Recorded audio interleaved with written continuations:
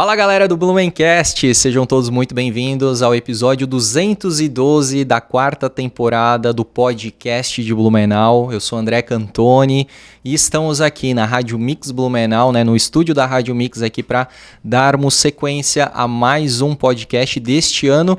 E dessa vez aí, estamos aí com episódios, com as séries, sobre a Gincana de Blumenau, a série aí dos vereadores, E agora, para dar uma mudada também aí, é importante a gente mudar um pouco a temática de vez em quando, dar uma mesclada nos assuntos.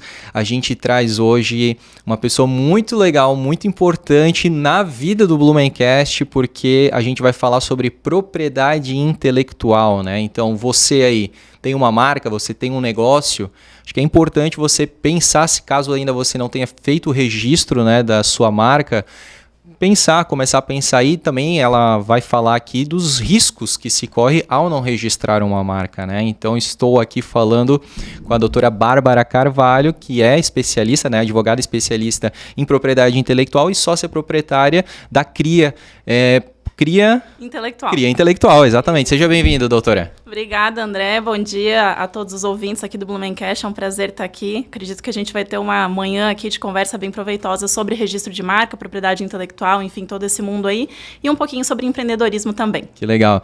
Doutora Bárbara, que falou aqui no off que já acompanha a gente há um bom tempo, desde o começo. Eu acho que vocês tinham menos de 10 mil seguidores quando eu comecei a acompanhar, assim, eu já gostava muito do conteúdo de vocês, e claro, depois a gente vai conversar, mas quando procuraram para registrar o Blumencast, eu falei assim, nossa, ainda bem que eles estão preocupados com essa parte, porque é muito legal e eu via muito potencial no Blumencast. Ai, que massa. Tá aí o resultado, Quase 4 anos, hoje não sei quantos seguidores estão. Quase 100 mil. Quase 100 mil seguidores, 93 então, mil. Um caminho de sucesso, com certeza. Que legal. E a gente tem a grata satisfação de encontrar no caminho profissionais como a doutora Bárbara, que a gente, sabe assim, não adianta só você ser especialista num negócio, você tem que ter match. E ela, é fã do Blumencast, a gente passou a ser fã do trabalho dela, então é uma pessoa que vocês vão gostar muito também de conhecer, tá? Antes, então, da gente começar full aí o nosso episódio, quero pedir para vocês se inscrever no nosso canal, episódios aí de 1 a 2 episódios inéditos por semana, tá? Esse aqui tá sendo o segundo episódio da semana, então já deixe também seu like, comente aí, vamos trocar uma ideia aí pelos comentários, a gente sempre tem um grande prazer em receber os comentários de vocês aí, certo? Então não se esqueça, se inscreva no canal do Blumencast e também se inscreva no nosso canal de cortes, estamos aí retomando o nosso canal de cortes, então cortes aí também sendo alimentados no nosso canal. Pelo Rogério Zeferino, mandar um grande abraço aí para ele, que tá fazendo um trabalho excelente, fatiando os episódios do Blumencast exatamente para você que não tem tempo para assistir o episódio na íntegra, tá? E agradecer você que está nos acompanhando pelas plataformas de podcast como Spotify, Deezer, Apple Podcast. Para a gente sempre é uma grande honra fazer companhia para você, seja no carro, na atividade física, na atividade doméstica. É muito legal.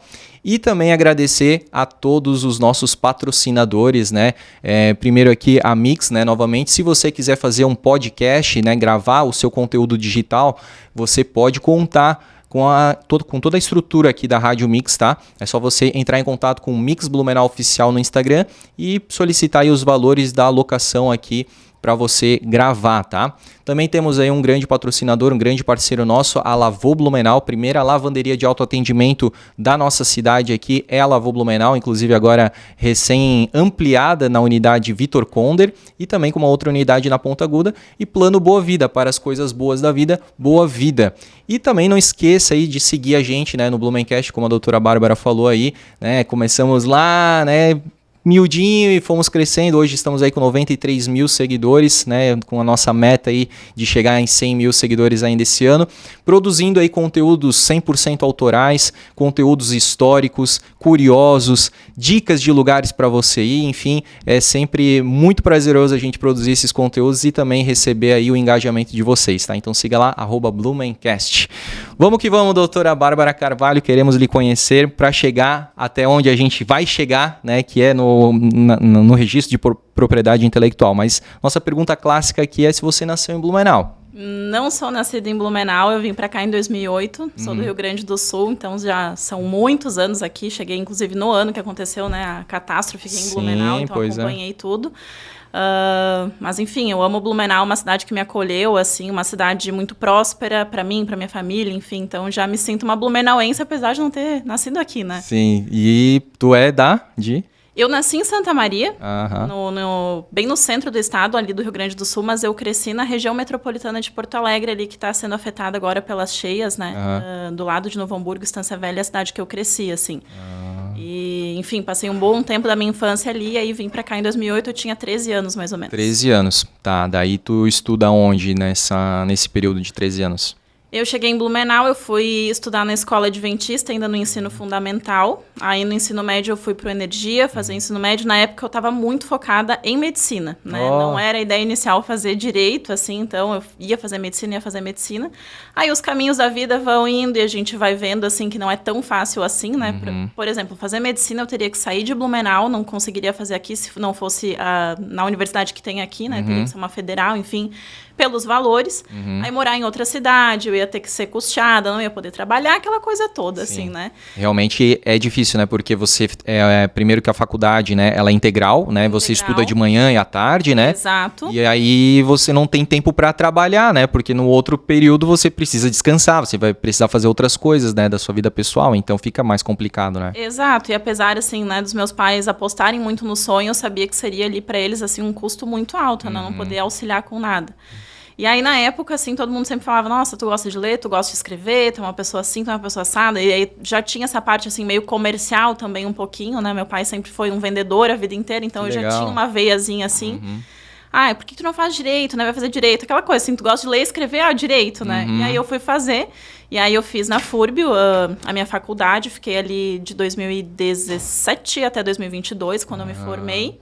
E aí eu passei esses anos, assim, aqui em Blumenau, nesses estudos, assim, entre aspas, iniciais do ensino fundamental, ensino médio, e depois eu fui para a faculdade aqui na FURB fazer Direito. Sim, e tu falou que teu pai trabalhou com vendas, né? O que ele fazia ou faz? O meu pai, hoje em dia, ele é corretor de imóveis, mas ele já fez de tudo um pouquinho, sempre relacionado a vendas. Eu brinco que qualquer coisa que tinha para vender, ele estava vendendo. Então, a vida inteira ele é vendedor, hoje em dia ele vende imóveis. Que massa! Eu gosto muito quando alguém fala isso, porque eu trabalhei sempre com vendas, então eu também tenho, né, a venda de vendedor e realmente o vendedor, ele coloca, independente do segmento que ele tá, ele sempre tá vendendo, né? Exato. Então, é isso. O Blumencast, hoje eu tô vendendo uma ideia, eu tô vendendo um conteúdo, eu tô vendendo um patrocínio, né? Exato. Então, a gente tá o tempo todo comercializando, assim. Então, eu gosto muito de pessoas que vêm dessa área de vendas, porque, primeiro, é uma coisa que proporciona, talvez, não sei como é que foi a vida dele, talvez ele não tenha tido oportunidades, né, que ele conseguiu te dar, mas por meio das vendas você não precisa ser um profissional liberal, né, um engenheiro, um advogado, um médico, que geralmente são essas profissões assim, mais padrão, né? Exato. Mas você consegue às vezes ganhar até mais do que esses profissionais através da venda, né? E eu percebi isso, eu realmente prosperei muito através da venda, que é aquele negócio do comissionamento, né? Você recebe uma parte daquela venda, né? Então é muito gostoso quando você começa a perceber que você monta o seu salário, né? Sim. E aí com isso ele consegue dar uma vida melhor para sua família, para os seus filhos, né? E aí dá uma condição melhor, né? Que legal. Eu acho que tem essa parte, né, das vendas, assim, mas eu acho que tem muito assim. Se tu trabalha a vida inteira com vendas, tu sabe, tu não consegue trabalhar com outra coisa que não envolva vendas. Isso. De alguma forma ou de outra, tu precisa estar vendendo, tu precisa estar comunicando com as pessoas, tu precisa estar esse meio, assim. Sim. E aí eu brinco que a minha veia disso tudo vem do meu pai, assim, com essa questão, passar a vida inteira ali com ele vendo e tudo mais, as vendas, né? Então, claro, tem toda essa parte que proporciona, mas eu sempre brinco, eu não imagino meu pai, e provavelmente tu também não te imagina, fazendo alguma coisa que não esteja atrelado com vendas. Tipo assim, num escritório, maçante, naquela coisa, naquela rotina administrativa. Não. Tem que conversar, tem que se comunicar, tem que ter desafios. A vida do vendedor, ele tem que ser dinâmica, né? Então, eu não sei o que vai acontecer hoje. Então, eu gosto desse friozinho na barriga, assim, Exato. né? Legal. E aí, então, tu se forma em 2022, então recém quase que formada aí, né? Tá quase 2 anos. Alguns aninhos, né? Aí em 2022. Tu falou 2000, não? Então volta a fita. 2017 eu me formei. Ah, bom, agora eu sim. Ia dizer, não, 2022 faz pouco tempo. Não tu falou 2019, 2022, alguma coisa assim. Não, 2012 eu entrei na universidade, 2012 para 2013, me formo em 2017. Ah, perfeito. Aí em 2017, ainda no último ano da faculdade, eu fui para pós-graduação, fiz pela Unicesumar, né, minha pós em Direito da Moda, que era um ramo muito, assim, novo, recente, não tinha ninguém aqui no Vale do Itajaí fazendo essa parte. E aí eu fui para o Rio de Janeiro, fui estudar, fui fazer alguns congressos, voltar para cá, e aí eu fui pesquisar. Não tinha nenhuma pós aqui que fosse presencial de Direito da Moda. E aí eu disse, não, eu vou para essa área ali. Aí ali dentro eu conheço a propriedade intelectual, porque o Direito da Moda ele vai trabalhar com várias áreas do direito. Tipo o quê? Direito da moda, ele vai trabalhar com toda a cadeia da moda, mas ele vai pegar tanto uma parte trabalhista, a parte tributária, a parte comercial, a parte do direito do consumidor e muito forte a propriedade intelectual, porque a gente tem muitas questões, né, de falsificações, as questões das marcas em si, direitos autorais, né, seja de uma forma ou de outra, tem direitos autorais também no mundo da moda. E aí ali dentro, né, de todas essas ramificações, eu fui brilhar o meu olho para a propriedade intelectual. Comecei a achar aquilo muito legal, assim. E aí fui pesquisar e tudo mais. Comecei a tentar trabalhar aqui na região só com direito da moda, afinal de contas a gente está num polo têxtil, né? Então Blumenau e região é muito forte o têxtil. Mas eu estava vendo que, por mais que eu tivesse essa minha questão, assim, de fazer a venda desta ideia, assim, é muito recente. Então acredito que até hoje, assim, trabalhar somente com direito da moda seria um caminho, assim, árduo. Não é impossível, talvez quem está ouvindo aqui, né, tá estudando direito da moda e tem esse sonho de trabalhar com isso. Mas eu pensei que ficaria muito adstrito a um local só. Um nicho muito nichado, assim. Muito nichado. E aí eu disse, bom, eu preciso abrir o leque, né, expandir os horizontes. Sempre gostei muito de conversar, meus pais sempre brincam desde criança, assim, sentava em roda de adulto para conversar, tomar chimarrão, né, como todo gaúcho. E ao invés de brincar, eu tava lá conversando e tal. E eu disse, bom, vou abrir aí o leque de opções e vou trabalhar com essa tal de propriedade intelectual. Porque na universidade a gente tem uma matéria de propriedade intelectual, mas ela é bem pouquinha, porque não é um assunto, assim, muito ainda abordado, né. E aí, comecei a trabalhar com a propriedade intelectual daí 2022, quando eu falei, foi 2021 para 2022, ali foi quando eu abri a CRI Intelectual, e aí eu comecei a trabalhar com propriedade intelectual, focado nisso. Entendi. Antes eu trabalhava o direito da moda, o direito civil e a propriedade intelectual. Então, quando eu falei 2022, aqui de 2021 para 2022 eu abri a CRI Intelectual. Aí já vem a tua parte de empreendedorismo. Empreendedorismo, daí, né? isso. Que legal. E tu foi pro lado da moda porque tu é uma pessoa muito antenada na moda, né? Tu é uma pessoa, assim, que dá pra perceber, inclusive nas redes sociais também, né? Tu tens, assim, como é que eu costumo dizer, assim, um senso estético muito aguçado, muito apurado. Dá pra perceber isso, assim, né? Os teus conteúdos ali são muito bem feitos, né? Então isso é bem legal. E eu acredito que tu sempre gostou de moda, assim, né? Tu é uma pessoa elegante também. Ah, muito obrigada. Na verdade, assim, eu não digo só a moda, mas eu gostei sempre da criatividade, como um todo. Então, esse senso estético é sempre muito ligado à criatividade. Eu sempre gostei muito de fazer no off, né? Então, trabalhava com direito e tal. No off, eu ia fazer, sei lá, mesa posta para receber visita em casa. Então, aquela estética toda, fazer aquilo lá muito bonito. Tava sempre antenada com algumas questões mesmo de moda e tal, como me vestir, como me portar, né? Para ficar mais elegante, porque, querendo ou não, a gente passa uma imagem para as pessoas, né? A gente transmite uma comunicação através, né, da sua vestimenta. Da sua aparência, né, do que você quer comunicar para as pessoas, enfim. E aí eu fui trabalhar com essa área muito mais porque eu disse assim, bom, as pessoas estão ali criando muito, né, no mundo da moda existe muita criação, adoro criação, então vou trabalhar com isso. E aí quando eu descubro a propriedade intelectual como um ramo muito maior, aí sim é que fez o meu coração vibrar, porque até o nome da minha empresa, né, que é a CRIA, Propriedade Intelectual, é de criação, cria, né, cria com um ponto de exclamação no final para literalmente falar para as pessoas criem. É uma provocação. Uma provocação cria, entendeu? Cria que a gente vai dar um jeito de proteger isso aqui. Porque a gente sempre fala também muito, né, hoje, inteligência artificial e os robôs vão dominar o mundo e aquela coisa toda. Mas atrás do robô tem um ser humano pensante, né? Então tem alguém criando um software, tem alguém criando alguma máquina, alguma inovação, alguma coisa assim. E isso me fascina. Aquele negócio, né? Para você criar alguma coisa na inteligência, você tem que dar um comando. Exato. Então tem alguém ali por trás, né? Exato. Nunca vai ser... E aí isso é o que me fascinava, assim, essa criação, essa criatividade, enfim, aí eu fui trabalhar com essa área muito mais pela parte criativa, assim. E outra coisa que eu vejo no nome da tua empresa é que tem essa provocação do cria, que viria, digamos, do teu lado, né? Cria. Mas tem do lado do cliente, que é a minha marca é minha cria. Né? Então exato. É isso, sabe? Eu acho muito legal, porque tem dos dois lados, né, essa dupla interpretação que se complementa. Tu vai cuidar da minha cria, da minha criação, né? É a primeira vez que eu vejo, felizmente, alguém notar essa brincadeira que eu fiz lá no início. Quando eu tive a ideia, eu pensei no cria, nessa provocação, mas eu pensei, mas depois que a pessoa, ela registra, aquela marca é dela, né? Então, é uma cria da pessoa mesmo. Que bom, deu certo. Aí, ó, viu? Gostei de saber disso também.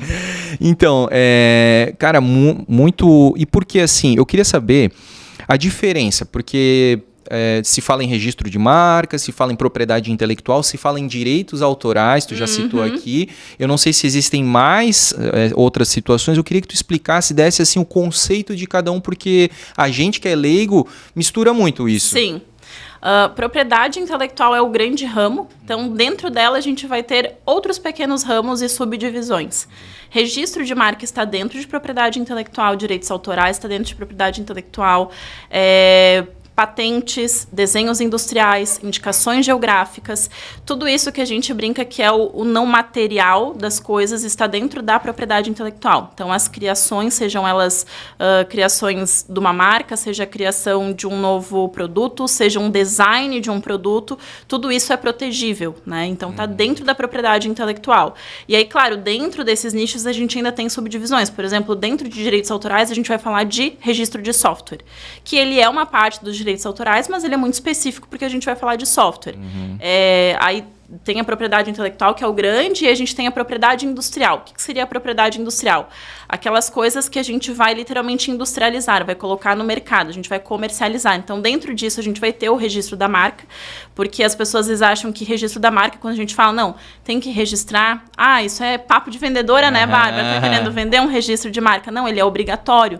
Se você não registra e outra pessoa vai lá, né, no seu nicho de atuação e utiliza aquele nome e entra com o pedido antes de você perde o registro da tua marca, né? O registro não, vai perder a marca e não tem como registrar. Então, é registro de marca, patente. Então, se você criou alguma coisa, né, uma inovação que vai literalmente aí para o mercado, né, vai ter escala de produção, tem que patentear. Um modelo de utilidade, às vezes é algo que já existe, né? Eu sempre brinco do mouse. O mouse, ele foi uma criação e aquela rodinha em cima do mouse, ele é um modelo de utilidade, porque ele já existia, mas aí ele serviu para uma outra coisa. Ele evoluiu. Teve uma evoluçãozinha ali, ao invés de ser um mouse do zero, era só um modelinho de utilidade. Então, isso também precisa proteger.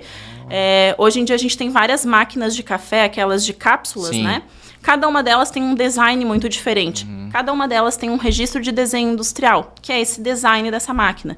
Às vezes, um sofá que você vê assinado por algum designer. Aquela com costela de Adão deve ser registrado, né? Qual? É uma poltrona, assim, que eles chamam de poltrona costela de Adão, assim, que provavelmente. Ela é amadeirado, assim, ela abraça bem, mas ela é almofadada, assim. Nossa, isso ali... Tem muitas coisas, assim, da parte de design aquela de parte, interiores. aquela luminária também. Luminárias, muitas, né? Então, essas partes, assim, que a gente brinca que elas são industrializadas, elas são da propriedade industrial. Dentro da propriedade intelectual, propriedade industrial, os sub-ramos. Certo. Então, propriedade intelectual é o guarda-chuva. Guarda-chuva. E lá embaixo tá cada uma. Isso, e aí a gente vai ter essas subdivisões, digamos assim, dentro da propriedade industrial. Os direitos autorais não ficam dentro da propriedade industrial, porque direito autoral... ele não tem um registro obrigatório, até porque tu nem sempre vai comercializar. Às vezes eu escrevo um poema aqui, eu não quero fazer um livro de poemas, mas a autoria é minha, então tem que dar o crédito.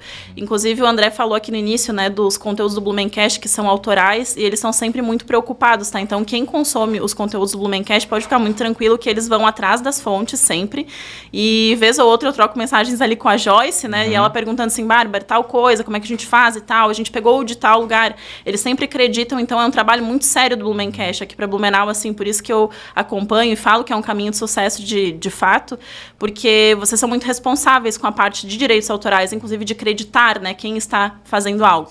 Então, direitos autorais está dentro de propriedade intelectual, a gente tem as indicações geográficas que também estão dentro que está dentro de propriedade intelectual. O que seria isso? Então, indicação geográfica.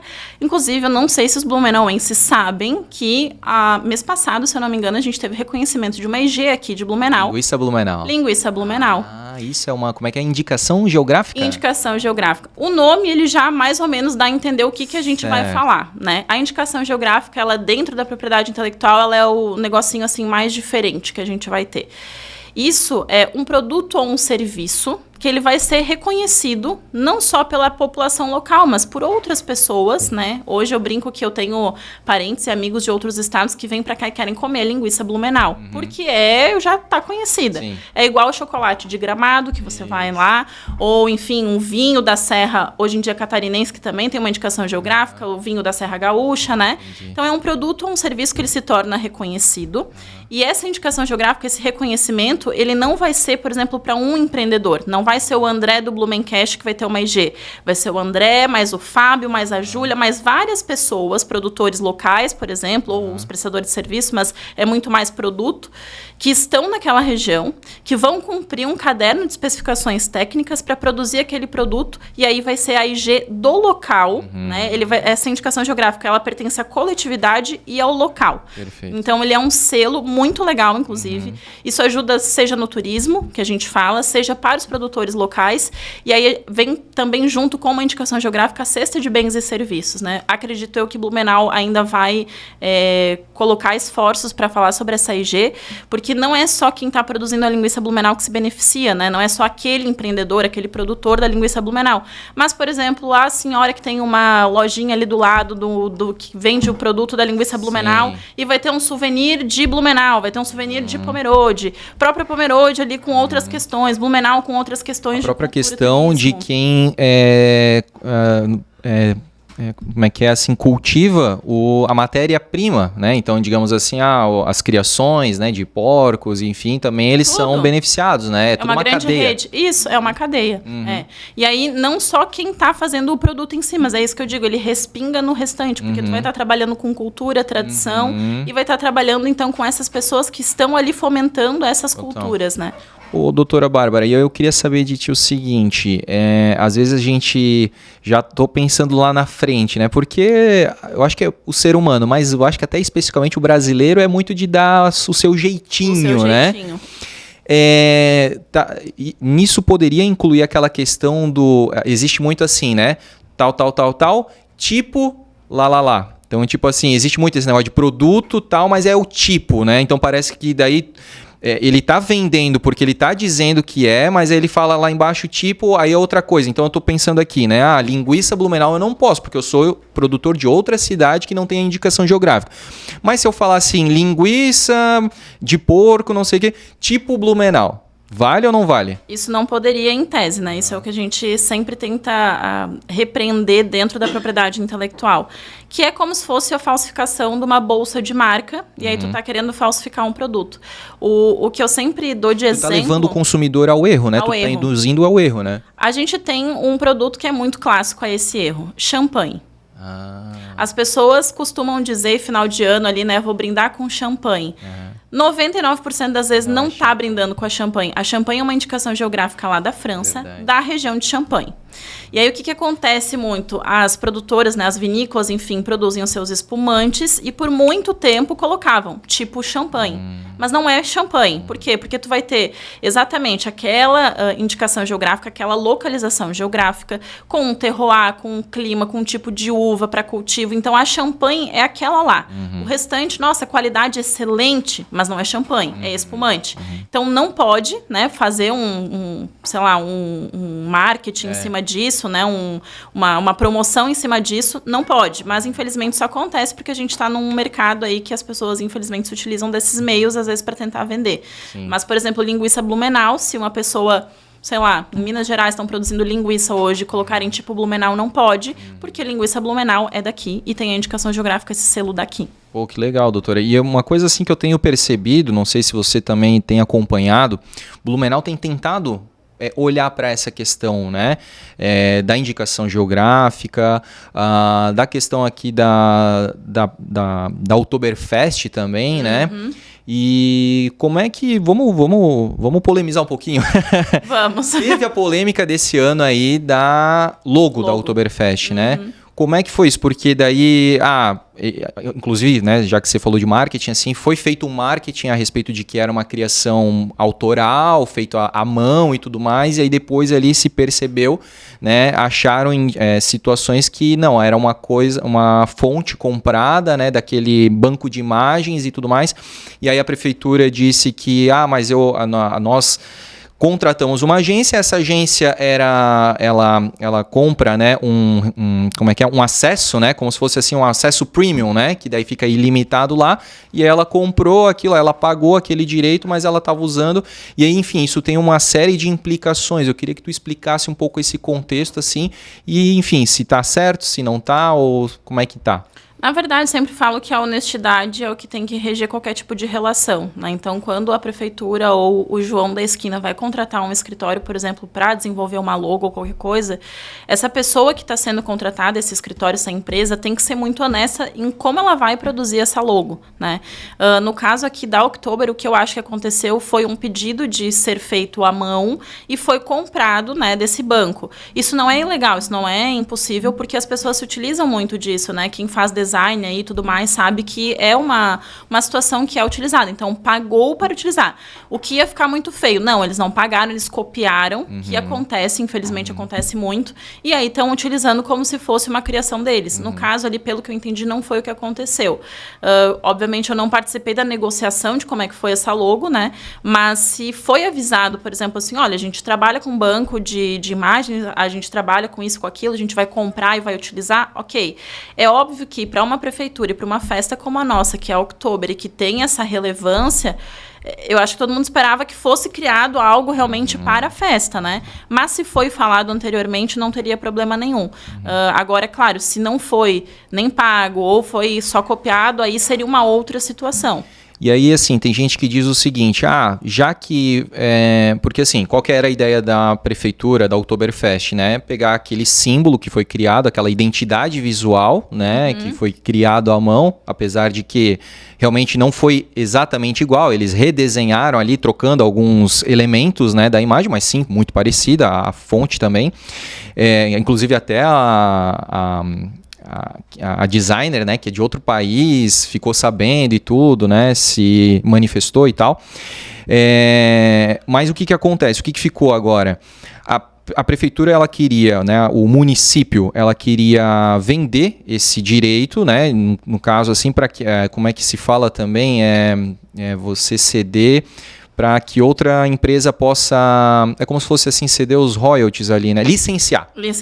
Então ela queria licenciar para uma outra empresa que fizesse todos os seus souvenirs e tudo mais, para que daí a empresa ganhava em cima e repassasse aqueles royalties para a prefeitura do licenciamento, né? Mas agora com essa questão de que há um banco de imagem, se fala o seguinte, não, qualquer empresa agora vai poder ir direto naquele banco de imagens, comprar, fazer o produto que quiser, sempre, sem estar, assim, ter qualquer tipo de penalidade de propriedade intelectual que a prefeitura poderia exigir judicialmente. Aí a gente tem outras questões, porque a gente tem, se eu não me engano, foi só a questão da fonte mesmo, né? Que foi do banco de imagens, ou foi a logo inteira? A logo inteira.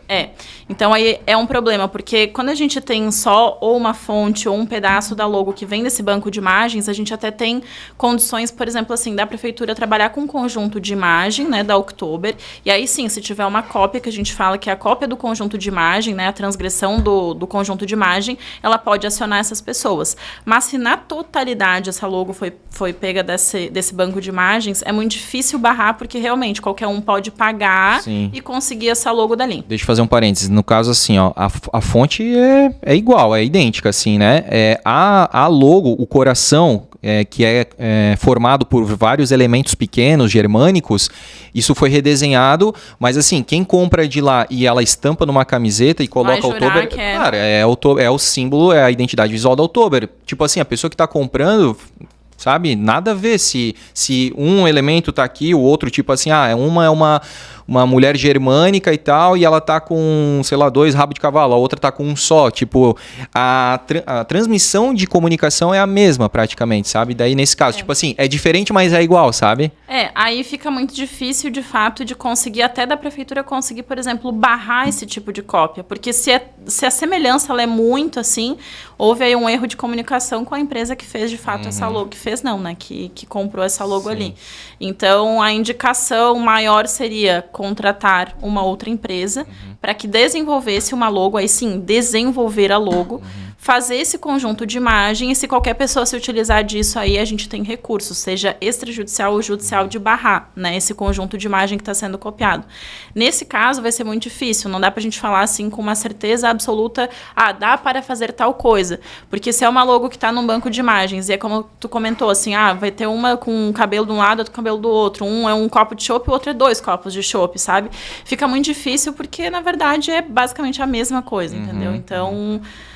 Às vezes a gente erra, né? Tem uns erros no caminho para aprender, assim. Eu acho que tem que tomar cuidado, né? A prefeitura sabe, a Oktober é uma festa hoje não conhecida só nacionalmente, né? Ela tem um reconhecimento muito grande, então tem que tomar esse cuidado, trabalhar muito forte essa imagem e proteger isso, né? Então, por exemplo, o que é o ideal? Todo ano que a prefeitura desenvolve uma logo nova, registrar, inclusive, essa logo da Oktober. Por mais que vá demorar um ano para esse reconhecimento, mas para essa propriedade intelectual, né? Para esse registro de marca pertencer à Prefeitura de Blumenau também. Sim, e inclusive eu acho que, né, sempre de um problema nasce também, né, as soluções, assim. Eu acho que isso fica também de alerta para as agências, né, porque realmente você está prestando um serviço para uma prefeitura, mas que está prestando serviço para uma festa, realmente com uma relevância, né, um alcance muito grande, uma exposição muito grande. Exato. Então isso é importante para que a agência não trate, né, é um jobzinho ali e tal, rapidinho, né? Exato. Não estou dizendo que essa agência fez isso, mas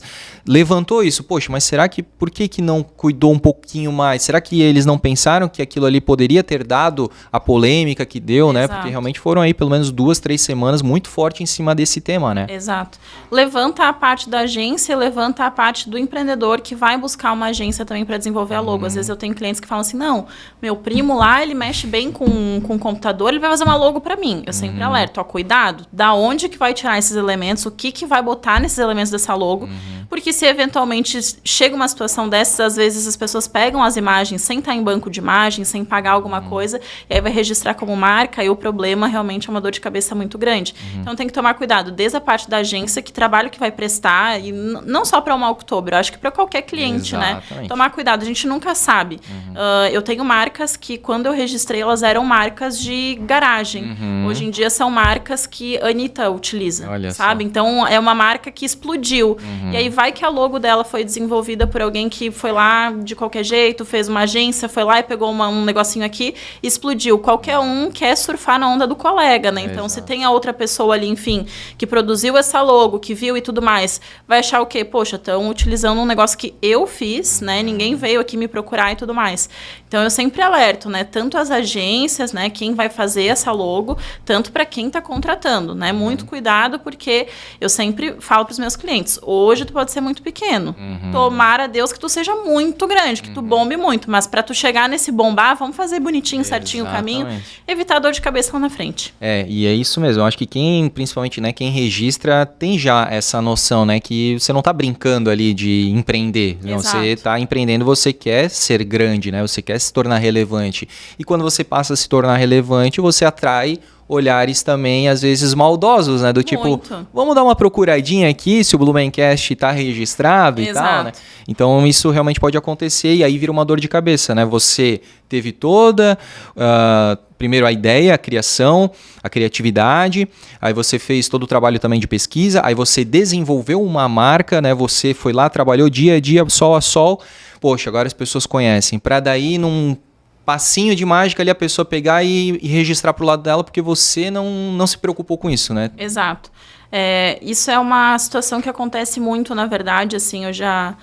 Nossa, eu tive alguns casos, assim, de empreendedor chorar, sabe? De chorar bonito, assim, igual criança pequena, porque viu que a gente tem situações que depois que um terceiro vai lá, deposita, a gente pode entrar com o processo, a gente pode discutir, a gente pode brigar por aquela marca e tudo mais.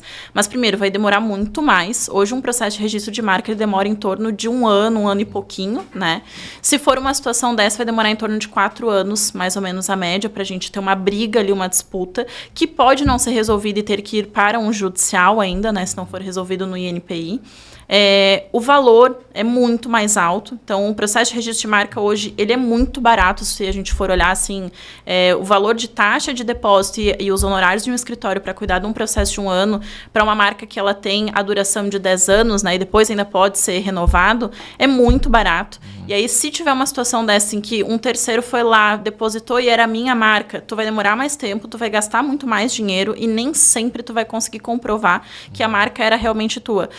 Isso a gente consegue, né, se 6 meses antes do depósito a pessoa está utilizando a marca. Mas são situações muito específicas. Às vezes a pessoa não tem condições nem psicológica, nem financeira e nem muito menos de tempo para esperar se aquela marca vai ser dela ou não. Então, quando tem situações assim... Teve um cliente que era um cliente um pouco maior até, que ele teve essa situação, e aí eu fui muito sincera, eu falei, olha, por mais que vocês tenham, né, um poder financeiro um pouquinho melhor na empresa, eu não sei se compensa essa briga toda, porque eu não sei, eventualmente, se lá no final vocês vão ter essa marca. Começa a pensar numa outra marca, numa outra logo e tal. E aí a gente fez algumas reuniões, a gente conversou, depois eles optaram por transformar aquela marca deles ali, enfim. E aí depois a gente entrou com o pedido, conseguiu registrar. Mas tem muitas situações, assim, que elas passam desapercebidas pelo empreendedor, né? De achar, não vou registrar agora, vou registrar lá na frente. E aí um terceiro mal intencionado, ou às vezes a pessoa nem sabe de fato. Tem marcas meio comuns, assim, as pessoas nem sabem que a outra pessoa está ali trabalhando com isso também, vai lá, registra. E aí, teve um boom, assim, na época da pandemia, porque antes, qualquer comérciozinho local era um comérciozinho local. Na pandemia, fecha tudo, vai todo mundo o quê? Rede social vender, rede social botar seu produto, rede social botar sua empresa. E aí a gente teve um boom muito grande disso, dessa questão, porque às vezes uma loja de roupa lá da Bahia, notificando loja de roupa aqui em Blumenau, falando, nome da minha marca está registrada, parou de usar. E aí eu comecei esse trabalho nas redes sociais muito mais forte de conscientização, porque começou a crescer muito. E aí eu comecei a ver que as pessoas elas não estavam preparadas para esse tipo de atuação. Sim. Até o meu TCC da pós-graduação foi sobre isso, sobre pandemia, o aumento de consumo online e a necessidade da proteção dessas marcas, porque houve inclusive um aumento muito grande na pandemia, né? Hoje, para que tu tenha uma expansão do teu negócio, tu tá no digital. Exato. E o digital faz o quê? Ele te abre uma porta muito maior do que tu tá no bairro da tua cidade, né? Depende só do movimento da rua, né? Exato. Então, assim, essa preocupação toda, seja de depósito, seja de um terceiro mal intencionado, seja de se preocupar com isso, são questões muito mais latentes por conta do digital, inclusive. E aí a importância que a gente sempre fala, né? O registro de marca, ele é basicamente a fundação de uma empresa, né? A fundação de um produto novo que vai no mercado. Se não está registrado, a probabilidade disso ser um problema no futuro ela é muito grande, seja por um terceiro mal intencionado ou um terceiro que nem sabia que tu estava trabalhando com aquela marca também e registrou a dele, enfim, seja por outras questões também que podem acontecer ali dessa marca que não está registrada, né? Mas culturalmente a gente está muito atrasado, né, nessa questão, né? É perceptível assim que as pessoas não prestam atenção, não tem esse cuidado, né, com a marca, isso ali, prefere lá na frente resolver do que agora, né, já se tampar precaver, né? De todos os lados, né? Como é que isso é fora, assim, em outros países? Eu acho que, tipo, os Estados Unidos deve ser um case de sucesso, assim, né? As pessoas... Estados Unidos, Europa, tem uma preocupação muito maior, né? A gente sempre está, infelizmente, muito atrasado em questões de propriedade intelectual como um todo, né? Como eu comentei até sobre as indicações geográficas, o Brasil é muito atrasado nisso, assim. A gente tem muitas IGs que são trabalhadas na Europa e, principalmente, o consumidor sabe o que é uma indicação geográfica. Aqui no Brasil, a gente não tem o conhecimento por parte dos consumidores. E o quanto isso poderia ser utilizado, né? O quanto isso poderia ser trabalhado pelas localidades, pelas regiões, a cultura, a tradição, como é que é feito, né? Isso vem de vô pro pai, pro filho, vai passando e tudo mais. Então, nem só o registro de marca, mas a propriedade intelectual como um todo, a gente tem um atraso muito grande.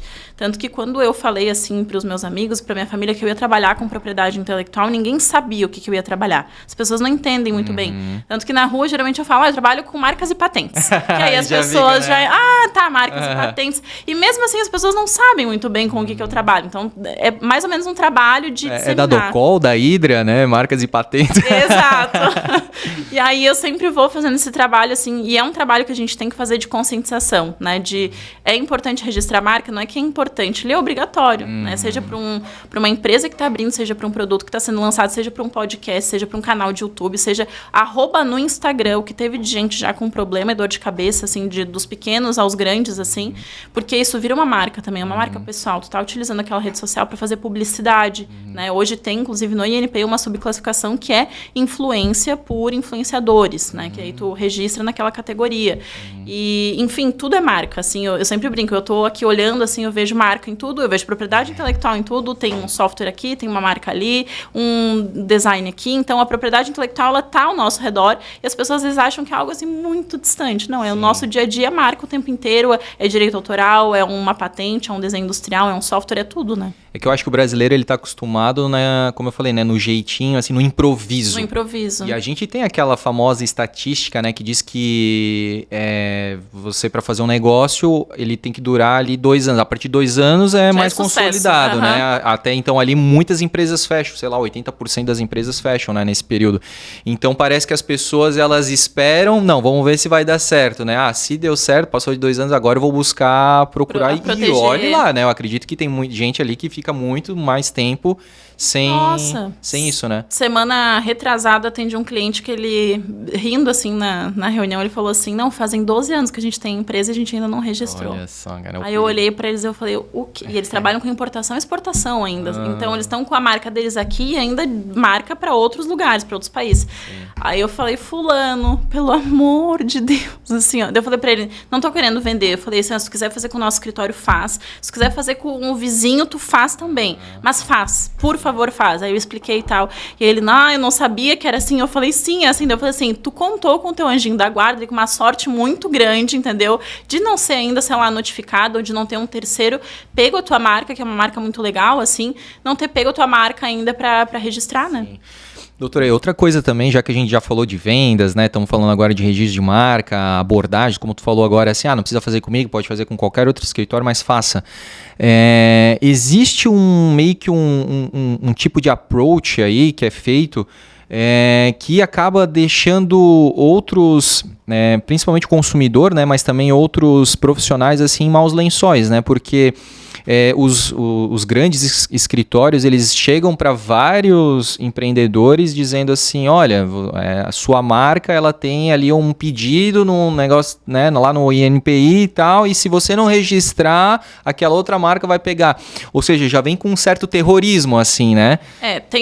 A gente brinca que tem uma máfia hoje de escritórios de marcas e patentes, né? Não são pessoas ou atuações legais, né? É uma atuação, assim, ridícula, que mancha o nome, inclusive, de quem está ali trabalhando corretamente.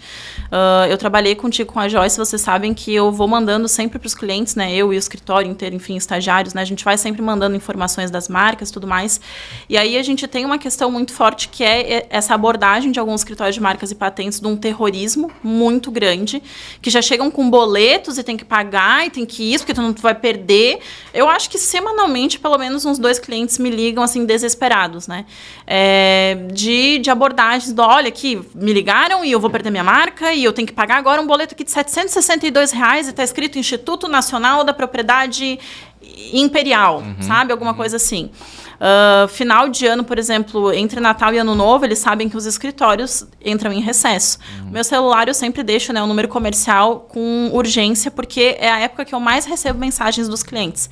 Se eu não me engano, no ano passado, a Joyce, até eu conversei com ela ali, sei lá, dia 24 de dezembro, estava conversando com a Joyce, que o Blumencast também recebeu no e-mail esse tipo de abordagem, né? Vem um boleto falando assim, olha, tu precisa pagar, que tu vai perder, o teu processo isso, o teu processo aquilo.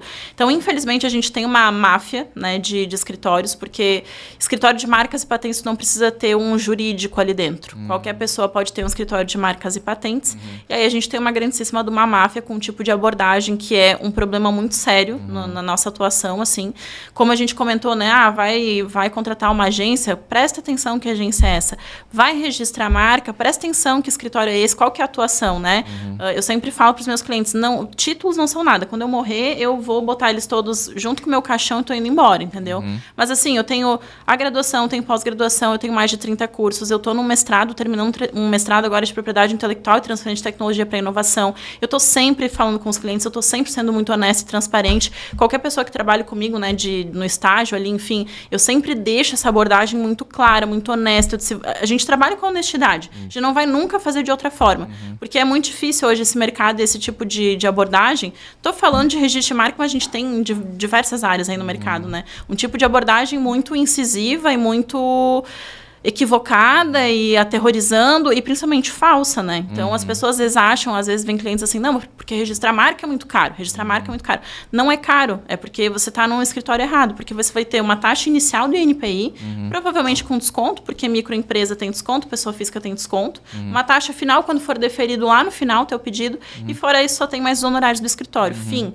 Essas outras empresas de marcas e patentes com esse tipo de atuação, elas falam taxa inicial de INPI, taxa de meio de processo, taxa de acompanhamento, taxa final, honorários, não sei o que dá, sei lá, 5 vezes a mais o valor ali de... Mas são... E vai deixando o empreendedor refém, né? Exato. Porque é isso, a gente é leigo, a gente não sabe se realmente aquilo confere, a gente não vai estudar, não vai pesquisar atrás, porque acha que está sendo bem assessorado, mas é isso, fica pagando taxa atrás de taxa, né? Exato. E aí queima, porque daí pensa assim, não, da outra vez lá já me dei mal, paguei, acabou nem dando registro, aí quando vem alguém fazer a abordagem correta, né? Mostrando que é importante, não, registro de marca eu não quero mais, né? Exato. Ou seja, queima o segmento, né? Exato. Outra dúvida que eu tenho, doutora, falou, né, dessa máfia e tal, mas existem pessoas, digamos, pessoas físicas assim, que fazem da propriedade intelectual um negócio do tipo, porque eu vejo muito assim de... domínio de sites. Então a pessoa ela fica o tempo todo lá na internet procurando domínios interessantes, comerciais, populares e tal, porque vai que alguma empresa quer aquele domínio e aí vai ter que negociar com ela para ela vender aquele domínio, né? Na parte de registro de marca também tem isso, Acontece. Pessoas que ficam ali para, não, esse nome aqui é bom, eu vou para assim, lá no futuro, quase como uma poupancinha, né? Mais ou menos isso, assim, tem muitos que fazem dessa forma preventiva, entre aspas, tipo, isso aqui pode ser uma marca boa, vou registrar, e aí, eventualmente, se alguém precisar, eu vendo isso, mas muito mais ficam no espiar, por exemplo, assim, nasceu o Blumencast, tem 1 mês de Blumencast, poxa, isso aqui é bom, hein, eu vou registrar o podcast Blumencast aqui no meu nome, vou deixar eles trabalharem um pouquinho, daqui a pouco eu entro em contato, essa marca é minha, mas se tu quiser eu te vendo. 3, 4, 5, 10 vezes, às vezes, o valor que seria o valor para registrar uma marca é o valor que está sendo vendido aquilo ali. Loucura. Então, tem algumas situações... Eu já tive clientes que ficaram refém dessa situação, preferiram abandonar as marcas que estavam utilizando e criarem do zero. Teve outros que a gente conseguiu negociar daí, por valores assim, um pouco menores, né, do que as pessoas estavam solicitando, mas existe.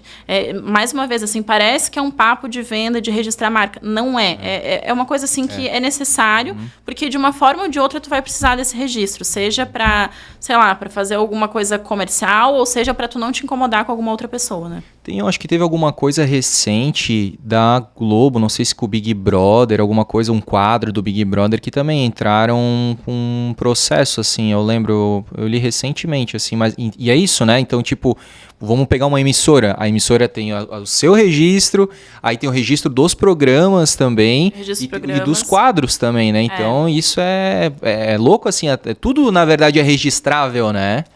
O registro que eu acho que tu tá comentando ali do Big Brother, eu não acompanhei essa última edição do Big Brother, mas aí eu vi porque acontece qualquer coisa de registro de marca, direitos autorais, o meu direct no Instagram vai lotando, né? Todo mundo, lembrei de ti aqui, alguém falou de marca, tá mandando pra ti. Sim. Uma das participantes, ela tinha um bordão que é o Brasil do Brasil. Isso. Né? E aí, quem entrou com o pedido foi a Globo. 2 dias antes, um desses escritórios mafiosos entrou com o mesmo pedido. Né? Tá lá o nome da pessoa física, mas a gente no mundo da propriedade intelectual que trabalha bonitinho, certinho, né? A gente já conhece alguns nomes aí que trabalham, operam dessa forma, enfim. E aí a Globo entrou 2 dias depois. E aí a grande questão das pessoas, né, desse bordão dela é o Brasil do Brasil para entretenimento, provavelmente virar algum quadro de programa, alguma coisa assim, né? As pessoas questionando a propriedade da Globo, né, de entrar com esse pedido, não teria que ser a participante, né, não deveria ser ela. Muito provavelmente, né, a Globo, depois de muitos anos aí trabalhando com isso e depois da função das redes sociais terem aumentado, no contrato de quem é participante deve ter alguma coisa lá falando que, eventualmente, se surgir alguma questão, a gente vai registrar em nome da emissora e você vai ganhar um percentual dessa marca ali se ela for utilizada. Provavelmente deve ser assim, né? Então, isso ali teve uma questão muito grande, porque aí teve um escritório mafioso 2 dias antes da Globo entrando com o pedido, a Globo entrando 2 dias depois, as pessoas questionando, né, essa possibilidade ou não da Globo entrar com o pedido. Sim. E aí eu até comentei um pouquinho lá no Instagram, porque acho que eu recebi, sei lá, mais de 20 pessoas pedindo para falar. Eu disse, bom, nem assisti, fui lá olhar como é que era o negócio. E aí foi essa situação, mas todo ano tem alguma questão, assim. Por exemplo, tem um quadro do Gil do Vigor, que na edição dele ele bombou, e aí virou um programa na Ana Maria Braga. Então eles também tiveram que entrar com um pedido de registro. Virou um quadro na Ana Maria Braga. Que é Vai Brasil, alguma coisa assim. Agora não recordo exatamente. Mas, enfim, né, quando acontecem essas situações, a Globo tá tendo que se mexer, assim, porque senão, né, tem um podcast muito grande, inclusive da Virgínia, do Zé Felipe, que ela fez com Camila Loures, acho que é. Não sei, enfim. Elas criaram um podcast. É uma coisa assim. Há uns 2 anos atrás, mais ou menos. Só que daí tinham outras 2 meninas que tinham já entrado com o pedido de registro de marca desse mesmo nome e já faziam um podcast, só que era um podcast pequenininho, mas centenário em fazer e tal. E aí elas entraram depois. Eu acho que estão negociando até hoje esse nome ali, né? Mas são questões que às vezes tu vai fazendo e tal, tu é grande, tu é pequeno, tu vai ter incomodação de qualquer forma, mas tu não se atenta antes. E eu acho que a tendência da torcida, né? Porque sempre há uma torcida, né? É sempre pelo lado mais fraco da corda. Sim. Então ali, tu citou que é um escritório, né, mafioso, que ele já tem já é conhecido, né, pelo meio ali. E aí, se tu comparar com a Globo, é a parte mais fraca da corda. Até porque colocaram um nome pessoa física ali pra deixar ainda mais assim, né, tadinho, né? Entrou 2 dias antes, ou seja, vamos lá pela data, não, então dá causa pra ele, mas não é bem assim, né? Então... ali, na verdade, se eles tiverem feito o depósito corretamente 2 dias antes da Globo, é deles, né? Mas... A data é soberana? Sim, no registro de marca, sim. Quem deposita primeiro, né, faz o depósito, paga a GRU e faz o depósito, tem antes. Então, 1 dia antes, 2 dias antes, é da pessoa. Pelo que eu dei uma olhada por cima no processo, assim, né, obviamente não vou comentar o trabalho dos outros, mas já tinha uma questão ali que talvez dê um indeferimento. Então, talvez a Globo ganhe por conta disso. Mas nessa briga toda, as pessoas estavam do lado da pessoa mais fraca ainda da relação, que era a participante. Sim. Então, as pessoas notaram que foi má fé desse escritório ali que entrou com o pedido 2 dias antes, falaram que era má fé da Globo também, e tava todo mundo, coitada da fulana, não lembro o nome dela, enfim. E aí eu comentei nas histórias, eu disse, a gente não sabe como é que é o contrato dela com a Globo, né? Provavelmente está prevendo uma situação dessa. Se não tá, eles estão muito atrasados, mas acredito eu, né, que eles têm um tipo de contratação ali. Depois de tantas edições, né, e de tantos bordões que aconteceram, com certeza eles se atentaram, né? Até porque lá tem um jurídico muito forte, né? Exato. Eu ainda queria falar de situações que... também teve uma recente, li semana passada sobre... Nem sabia disso, pra mim foi super curioso. Da Gradiente da Apple, né? Que daí a Apple não poderia estar falando iPhone aqui no Brasil porque a Gradiente comprou essa marca, né? A iPhone no Brasil e tal. E aí é isso, né? Ela tem o registro, digamos, sei lá, mundial, alguma coisa assim, ou nos Estados Unidos, e aí... Quando ela quer internacionalizar aquilo, colocar o seu produto, que é o iPhone lá, aqui no Brasil, existe uma empresa nacional que já detém aquele nome, né? Sim. Ou seja, a Gradiente não detinha nos Estados Unidos. Mas aqui ela detinha esse nome, né? Eu confesso que eu não vi isso se eles têm um registro de marca do produto em si, né? Às vezes pode ser iPhone para as peças do produto ou pode ser para o produto em si. Aí a gente tem algumas situações, se de fato tem esse registro e se esse registro é anterior ao reconhecimento da marca iPhone mundialmente, porque a gente tem marcas de alto renome e de notoriedade que a gente fala. Então, por exemplo, assim... Eu tenho uma padaria aqui em Blumenau e eu quero que a minha padaria seja padaria Coca-Cola. E eu vou registrar a padaria Coca-Cola. Eu posso? Não posso. Por quê? Porque Coca-Cola é uma marca de alto renome. Ela é notoriamente conhecida pelas pessoas. E aí tu tem uma proteção especial dessas marcas. Que independentemente da classe que tu vai escolher, ela tem proteção em todas as outras classes. iPhone, Apple, Nike, Adidas, Vigor, inclusive, que já teve até algumas questões, né, dos laticínios. Enfim, tem uma lista quase que interminável de marcas de alto renome. O que significa que tu quer registrar um produto, um serviço, o nome da tua empresa com aquela marca, tu não vai poder. Então, provavelmente, a gente tem essa situação ali do iPhone também, mas aí teria que fazer uma análise de fato, né? Se esse pedido da Gradiente é do produto do iPhone em si, se seria de uma peça ou de outra, se foi anteriormente a esse reconhecimento do iPhone, né? Esse nome em outros lugares. Eu não sei se é iPhone ou se é Apple, né? Não, é iPhone. iPhone mesmo? Então teria que fazer uma análise, assim, do que foi feito anteriormente. Não sei se a Gradiente entraria numa briga, pra ser bem sincera, com a Apple pra iPhone. Eu acho até que tá, e tá, assim, arrastando isso. Eu ia dizer... agora à tona, mas isso já tá arrastando há muitos anos. Eu ia dizer que eu não sei se eles têm esse saco de continuar mais muito tempo, porque o consumidor já entende que iPhone é da Apple. E aí tu vai comprar iPhone da Gradiente? Sim, não vai, não né? vai. iPhone é da Apple. Pode chamar de outra coisa aqui no Brasil, mas... Eu acho que a estratégia ali, na verdade, é receber um percentual, né, dos royalties ou das vendas e tal, alguma coisa nesse sentido. Provavelmente eles querem um acordo nesse sentido, né?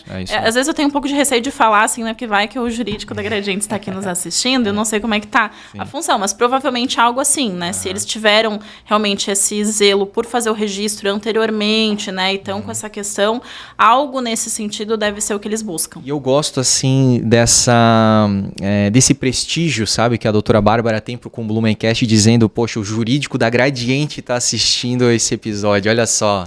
Né? Quem é fã do Blumencast é isso. Com certeza. São barreiras aí, ó, mundo afora. Legal. Outra coisa, assim, que eu sempre tive... eu tenho muita curiosidade, porque eu sempre penso nessas coisas, assim, nunca tive alguém pra eu trabalho com isso? É muito legal. Muito legal, muito interessante. Outra coisa que eu já ouvi falar... porque existe aquele negócio do uso comum, né? E eu ouvi, não sei se isso é verdade, que alguém registrou o parabéns pra você. Que tipo, essa é uma canção, né? Que todo mundo e tal, tava quicando ali, alguém... Vou ver se tá disponível. E aí parece que o direito lá tava, né? O direito autor, era um autor desconhecido. E aí ele registrou e aí, como é que fica? Aí tem que ver se esse parabéns para você foi um registro de marca para algum tipo de produto ou se esse parabéns para você foi um registro de direito autoral. Direito autoral. Aí não poderia, né? Porque assim, a gente tem como expressão de uso comum já o parabéns para você, alguém criou que eu não faço a menor ideia de quem, né? E não teria como fazer esse registro, porque todo mundo já conhece essa canção como, sei lá, todo mundo canta parabéns aqui dessa forma assim. Então, tem questões, às vezes, de uma malícia, assim, que acontece das pessoas acharem que, não, eu vou fazer isso, vou conseguir, né? Tem expressões comuns que tu vai querer registrar como direito autoral, não pode, porque é expressão de uso comum. Marcas comuns, que a gente fala, também não pode. Então, eu tenho uma empresa de boné e o registro da minha marca eu quero que seja boné. Eu posso? Não posso, porque tu tá literalmente falando o que é o teu produto ali. Então, tem essas questões, assim, que às vezes as pessoas, né, acham que inventaram a lâmpada, assim, né? Mais uma grande ideia, uma genial ideia de fazer uma marca tal. Às vezes eu tô assim na estrada, daí tem outdoor de alguma marca, né? Então, uma marca marca de copos e companhia. Aí eu falo, gente, por que não cria uma marca, entendeu? Isso aqui não vinga, porque não vinga. E outra, não dá para registrar, não dá para proteger. Tu vai ter uma questão ali que é muito, né, assim, usual, copos para uma marca de copos, né? Então, o parabéns para você, não acompanhei, vou pesquisar, inclusive, depois aqui do nosso podcast o que aconteceu. E aí, enfim, dependendo, já posto lá meus stories. Legal, por favor. Adoramos quando você faz isso. E é legal porque, obviamente, tu tens todo o embasamento, né, técnico, mas tu fala de uma forma muito simples. Isso é legal, assim, tu não fala o tecniquez. O juridiquês. E outra coisa que eu acabei de lembrar também é uma briga constante que tem com com a Disney também. A Disney ela é muito forte, né, nesse negócio de proteção, né? Mas aí, o que acontece? Existem certos contos, histórias da Disney, principalmente de contos de fada, que eles pegaram dos irmãos Grimm e aí colocam lá. E aí os irmãos Grimm, na verdade, foram pegando contos, aqueles negócios bem contos folclóricos que aconteciam em diversas regiões da Europa. Aqui se conta isso de boca a boca, não tinha um registro, não tinha um livro. Peguei a história do João e Maria, vou fazer então, aí troca lá o nome e tal, mas fez a história, o escopo da história é aquilo que era falado lá de forma rudimentar pelas pessoas, né, que é passado de pai para filho aquele negócio. E aí então eles meio que compilaram algumas histórias, isso, né, tá na história mesmo do mundo, e aí eles compilaram essas histórias, e aí depois veio a Disney e comprou essas histórias dos irmãos Grimm e fizeram daí os seus personagens também baseado naquilo, né? E aí onde se tem a briga do tipo assim, poxa, mas se os irmãos Grimm pegaram um negócio que era uma coisa, que era uma ideia cultural daquela região e tal, que era um conto que não eram autores desconhecidos, por que a Disney diz que ela é proprietária e ela vai e faz um processo contra uma outra pessoa que esteja usando, né, aquele conto, por exemplo, aquele personagem, né? Sim. Essas questões, às vezes a gente tem uma confusão, assim, seja de uma expressão artística, seja para fazer um produto. Tem uma frase que todo mundo usa, né? Nada se cria, tudo se copia. Eu não gosto dessa frase por muitas questões, mas muitas coisas que a gente faz, elas são inspiradas em outras coisas. Então, por exemplo, se existe a história de João e Maria, que era um conto de uma população lá com outro nome, de outra forma, a Disney pega aquilo, se inspira naquilo para fazer o João e Maria. Isso não é errado, não é equivocado, né? A questão é se utilizasse a cultura do povo local, o nome, fizesse tudo conforme fosse aquilo seria uma apropriação cultural, que a gente chama, né? Então, pegaria aquilo ali. Agora, tu utilizar como inspiração algo para fazer, né, um produto artístico, enfim, seja um desenho, seja um livro, seja uma canção, não é problemático assim, né? Acho que às vezes as pessoas também veem muito assim como maldades e etc. É claro, vamos tomar, né, cuidado com o que é feito, mas inspirações, elas são, né? Sim. A sociedade se inspira, né? Os pintores se inspiram na natureza, os cantores se inspiram, sei lá, num ex-relacionamento, né? Terminaram com alguém, vão fazer uma música e etc e tal. Então as inspirações, elas acontecem. A gente nunca vai ficar tendo que reinventar a roda, a gente já pega da última coisa, né? E aí a gente parte daquilo ali, a gente cria em cima daquilo, né? Então faz sentido a gente... Claro, tem criações, por exemplo, vai criar um produto do zero novo, e aí isso a gente tem uma inovação, uma coisa assim que nunca teve antes. Então, de fato, uma inovação. Mas muito dessas coisas que vêm de seja uma letra de música, ou até a base da música, né? Que a gente fala, melodia, assim, né? A melodia da música. Eu vi um vídeo esses dias falando, assim, de plágios que aconteceram, tanto de artistas aqui que pegaram de lá de fora, quanto os artistas lá de fora que pegaram aqui também, assim. Tem, nossa, tem muitas questões, assim. Às vezes a gente acha, tipo, o brasileiro tem muito de forrosalizar, sei lá, essa expressão existe, mas de transformar em forró alguma música lá do exterior.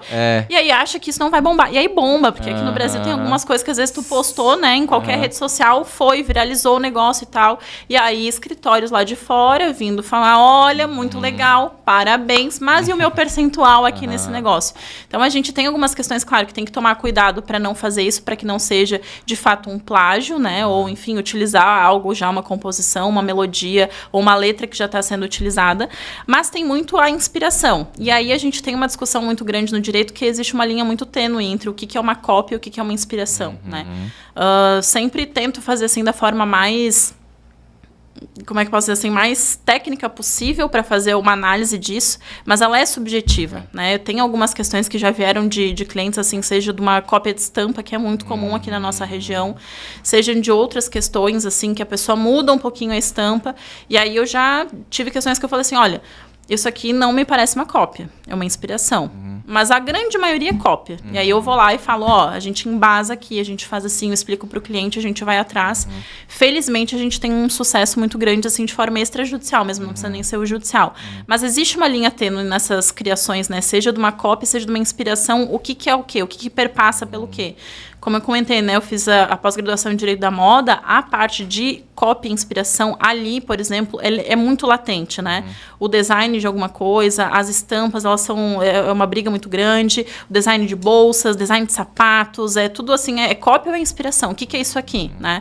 Então, a gente tem que sempre tomar muito cuidado, assim, tem coisas que são inspiração, tem coisas que são cópias. E vai muito da interpretação também de quem julgar, né? Primeiro de quem faz a peça ali, Exato. Né? E também de quem vai julgar, né? Exato. Tem acho que foi no começo desse ano, final do ano passado, acho que foi começo desse ano, não sei quem é, mas uma empresa aqui de estamparia que parece ser muito grande, o dono foi preso porque ele fazia cópias, estampas, né, de camisetas de outras marcas. De outras marcas, exatamente. Aí são o que a gente fala que é as falsificações em si, né? Então, eu vendo blusa da Adidas, mas não é Adidas, né? Não é original Adidas, eu tô só botando aquele logozinho Adidas ali. O que a gente tem aqui na região é muita questão de falsificação, de fato, né? Então, a gente tem, inúmeros casos de falsificações de Adidas, Nike, Puma e etc, etc e tal. Porque é fácil vender, vamos lá, né? Então, tipo, a pessoa que ela quer o caminho curto, eu digo isso porque nós criamos uma marca de camisetas antes do Blumencast, que era a Moda Avião, né? E aí nós nos preocupamos exatamente isso. A gente sabia que ia ser muito mais difícil você começar uma marca do zero, com estampas autorais, originais. Aquela marca ali, ela já foi trabalhada pela marca em si, pela marca maior, a Puma, a Adidas, né? Ela tem todo o marketing. É como se você tivesse todo aquele marketing trabalhando para ti, porque daí tu chega lá, bota, porque o processo de estampar é muito fácil. Sim. E aí você vai lá, a marca toda trabalhou e você vai lá e vende por 1/3, 1/4 do valor que vende, né? Que uma peça original custa, né? Então, assim, é o caminho curto, mas não é o caminho certo, né? Tem uma curiosidade com essas marcas, assim, que são mais populares, que seriam uma Adidas, uma Nike, uma Puma, que por muito tempo para elas foi interessante a falsificação. Verdade. Para que isso chegasse ao consumidor, né? Então, por muito tempo, sei lá, em camelôs e etc e tal, e ter essas marcas para eles era interessante. E aí, eu acho que meio que perderam a mão nisso, assim, de deixar isso acontecer. Então, tem algumas ações hoje, né? Porque também daí, por exemplo, os casos que a gente vê, assim, de foi preso por falsificação e tal, geralmente são empresas bem grandes, estão faturando bastante em cima daquilo, né? Mas a lojinha do bairro que está vendendo, eles não se importam tanto. E aí, obviamente, isso tem que tomar cuidado. O que a gente tem muito de cópia de estampa aqui na região não é nesse sentido da logo. São estampas que são realizadas numa camiseta, uma estampa desenvolvida. Então, tem um pássaro, uma flor, uma mulher, um negócio assim. E aí, uma outra empresa vai lá e copia essa estampa. Aí, isso é bem problemático, porque a gente tem questões ali também de direitos autorais, a gente vai ter questão de desenho industrial, enfim, a própria marca, né? E aí a gente tem essa outra situação.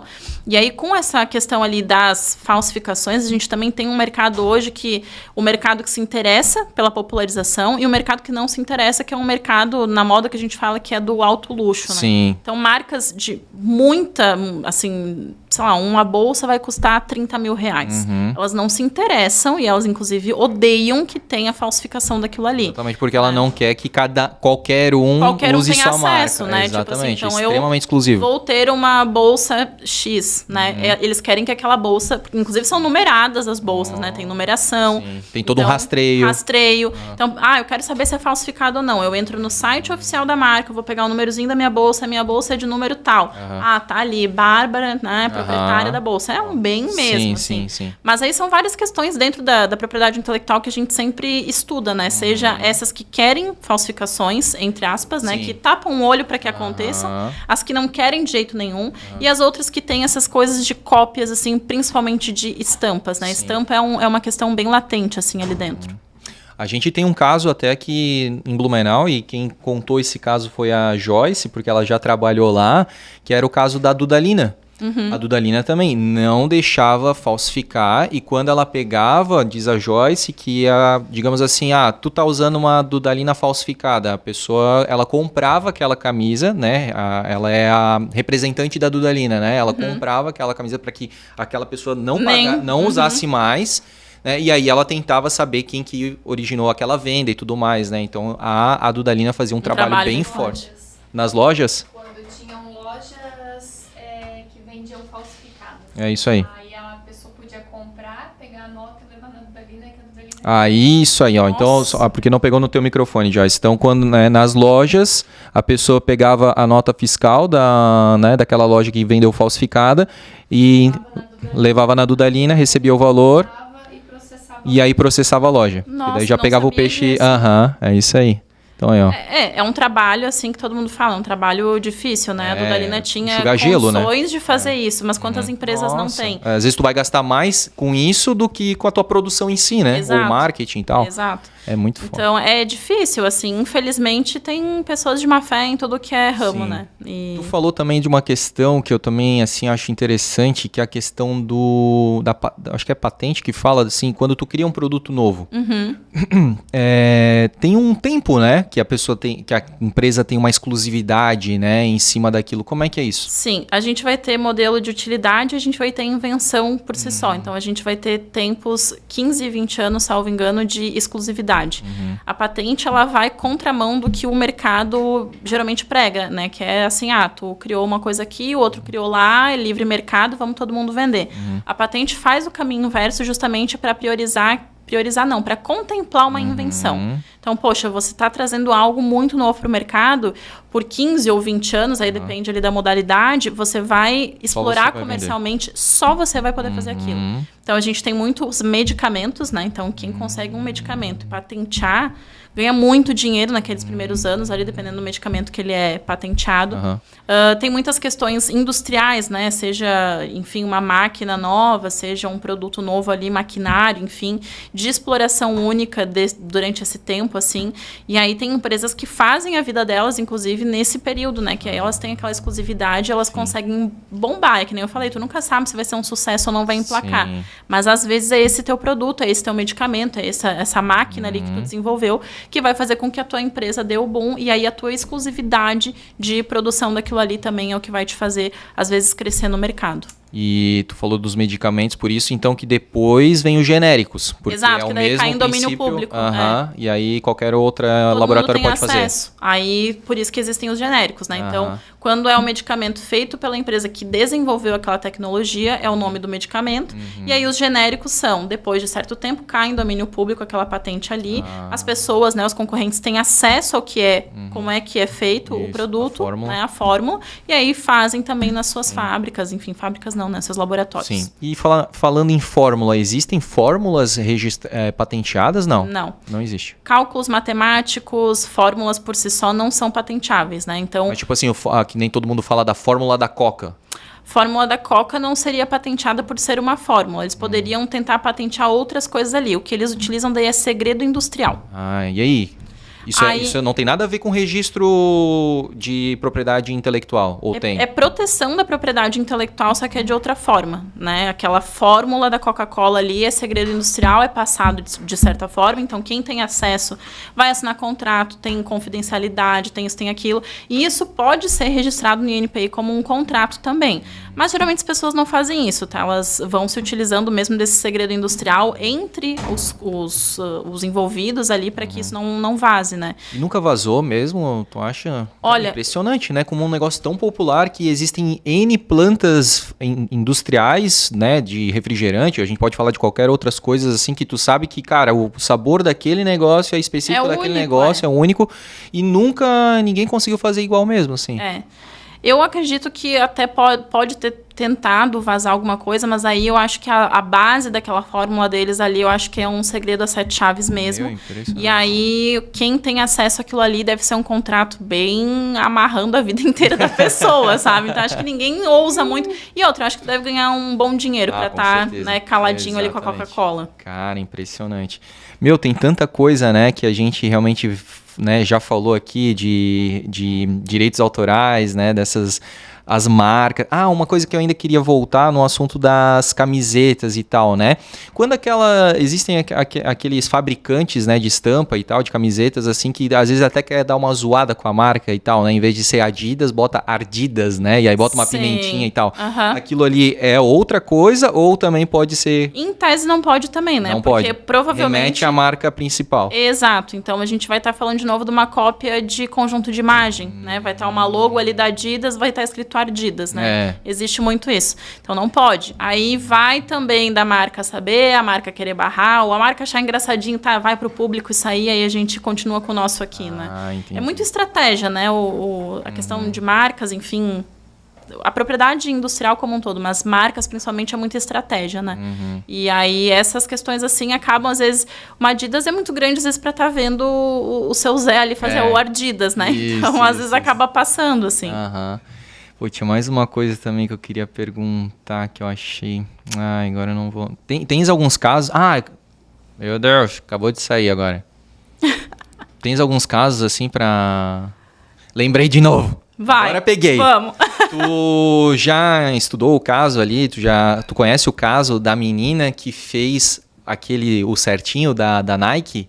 Não. A história é muito legal. Eu não lembro agora por pormenores, né, da história assim, mas basicamente ela fez isso tipo na faculdade, era como se fosse aqueles concursos. E ela fez, e ela escreveu e tal. A Nike pegou aquilo, começou a usar, claro que inicialmente, né, hoje é só aquele certinho, né, mas colocava a Nike e aí aquele símbolozinho, que existe um nome específico para aquele símbolo, que agora eu não lembro. E aí, cara, a Nike foi crescendo, até o ponto da Nike, além de todos os royalties já pagos por ter adquirido, né, aquela licença lá, ela deu tipo assim um valor muito grande para ela, porque tipo, ela merecia, não foi tipo só o certo pelo certo, sabe? Foi um bônus a mais, assim, sabe? É bem legal de pesquisar essa história. Não, e legal por parte da Nike, né? Porque é uma empresa muito grande e infelizmente às vezes as empresas fazem coisas assim, ou pegam, enfim, alguém ali que estava só começando e fez negócio, história com a marca, mas não tem um reconhecimento, né, pra pessoa que de fato criou. E não sabia disso, mas achei muito legal, inclusive eles darem esse mimo pra ela, né? Quem não gostaria, né? Um mimo da Nike. Caramba. Isso que é muito legal, né? Tu saber que, pô, tu tá ali no zero, né? No começo daquela linha e de repente explode e, poxa, isso dá um orgulho muito grande, né? Por isso que precisa ser protegido e precisa ser reconhecido, né? Porque senão... Quando a gente brincou ali da cria, né? Daquela brincadeira, quando tu registra a marca e vira tua cria, assim, e aí a tua marca explode, ou enfim, um explodir hoje não quer dizer números, não quer dizer nada, quer dizer sucesso, seja o que tu entende por sucesso, um reconhecimento, né? É uma sensação única de saber que aquilo é teu, né? É uma construção tua. Eu acho que hoje o que eu mais gosto de trabalhar com o que eu trabalho é a parte da criação, mas é a parte de ver o amor dos empreendedores pelo que eles estão empreendendo, né? Ver a dedicação, o esforço, ver que aquilo é um sonho da pessoa de fato, poder auxiliar nesse sonho, né? Poder proteger o sonho de uma pessoa, isso pra mim é incrível. Eu às vezes eu paro pra pensar assim, cara, que incrível, eu tô ali protegendo o sonho de alguém hoje, sabe? Não é só um processo, né? Que eu tô ali brigando por, sei lá, um vizinho brigou com outro vizinho, né? Tô protegendo o sonho de alguém. E aí, quando essa marca, ela tem esse reconhecimento e ela explode, eu sempre fico orgulhosa junto, assim. Sabe? Hoje eu falo assim, a Blumencast tá com quase 100 mil seguidores, pois é, então. Meus clientes daqui, sabe? Minha cria também, junto. Isso. Aqui, ó, tá todo mundo junto. É uma coisa, assim, de brilhar os olhos, sabe? Sim. Tipo, é uma questão, assim, muito... É muito legal. Orgulho porque tu tá fazendo parte daquela história, né? Você... como técnica, especialista, você ajudou a proteger aquela marca, né? Porque você não deixou ela sozinha lá no mundo, né? Não, você pegou essa responsabilidade pra ti, né? Então, realmente, tu faz parte dessa história, né? E da história de muitos outros clientes, né? E ver a felicidade das pessoas com seus sonhos, assim, de fato, acontecendo, isso dá, assim, um quentinho no coração, assim. Eu acho que, claro, a gente trabalha com o que a gente gosta de trabalhar, mas uma das partes que eu mais gosto de trabalhar com o que eu trabalho é justamente isso, assim, ver as pessoas felizes e conquistando e dando certo, seja uma marca... Nossa, tem marcas muito pequenas que eu atendo e o reconhecimento, às vezes, sabe, um pouquinho assim, para eles já é o baita do sucesso, e aí eu tô ali vendo aquilo, ou às vezes eu vejo um cliente que, sei lá, conquistou um imóvel ou um carro, que eu sei que é fruto de muita dedicação, que vem daquela marca que ele tá ali naquela empresa se dedicando todos os dias. É quase como se eu tivesse... eu tô junto conquistando isso aqui com ele, sabe? Olha que legal, sabe? Tipo, legal. Fico feliz junto pela pessoa, total. Assim. E também, assim... que eu queria te falar, tá escapando, acho que eu tô ficando com fome, já tá perto do almoço, né, Joyce? Mas, cara, eu acho que é esse mesmo.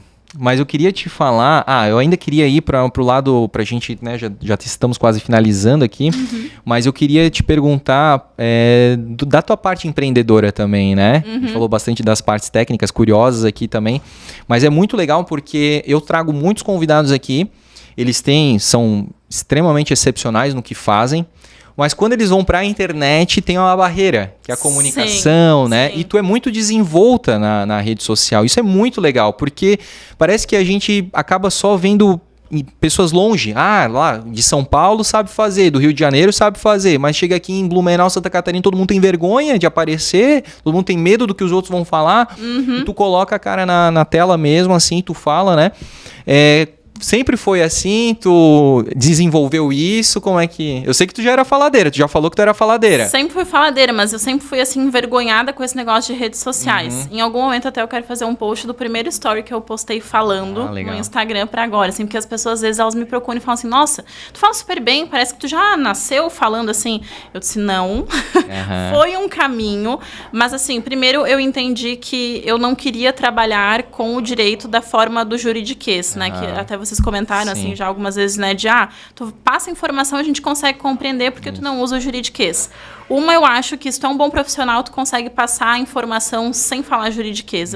Eu tenho pavor de advogados que usam só aquela maneira robusta de falar, formal demais, né? Formal e tal, porque às vezes a pessoa ela precisa só entender o que está acontecendo. Então, eu passei primeiro por esse processo de tirar o jurídico, desburocratizar, às vezes, assim, fazer uma piadinha, alguma coisa assim, meio um senso, meio um humorzinho, alguma coisa assim, para chegar no público, né? E aí, na época, assim, que eu comecei a empreender, estourou a pandemia, e aí eu ia alugar um escritório, um lugar assim e tal, estourou a pandemia, eu disse, bom, não tem como agora eu pegar e alugar uma sala, eu não sei quanto tempo isso vai acontecer, sabe, tipo, não tem essa condição. Vou trabalhar home office, e aí eu pensei, bom, vou começar nas redes sociais. Na época que eu comecei, que foi 2020 para 2021, assim que eu comecei a fazer conteúdo nas redes sociais, eu era extremamente engessada, os meus primeiros stories tem uma ring light, assim, na frente, eu toda dura, assim, falando e tal. Por mais que eu tentasse já dar uma, sabe, assim, mas era dura, eu tava com vergonha.